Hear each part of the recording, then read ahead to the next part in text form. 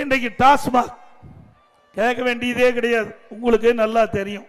நீங்க தானே 10 ரூபா அதிகமாக கொடுத்தானே வாங்குறாங்க, நீங்க போய் வாங்கல, பொதுவாக சொல்றேன்.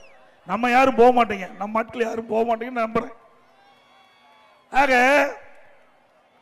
மதுக்கடைக்கு சென்றா அந்த மது பாட்டில் வாங்கினா 10 ரூபா அதிகம் கொடுத்தா தான் அந்த மது பாட்டில் கிடைக்குது. தமிழகத்தில் 6000 மதுக்கடைகள் இருக்குன்னு. இந்த 6000 மதுக்கடையில் ஒரு நாளைக்கு 1.5 கோடி பாட்டில் விற்குது. ஒரு பாட்டிலுக்கு 15 ரூபா, 10 ரூபா அதிகமாக கொடுத்து வாங்கினா 1.5 கோடி பாட்டிலுக்கு ஒரு நாளைக்கு 15 கோடி மேலிடத்துக்கு போயிட்டு சொல்றாங்க. அப்படினால் மாதத்துக்கு 450 கோடி இந்த மேலிடத்துக்கு போயிட்டு இருக்குது.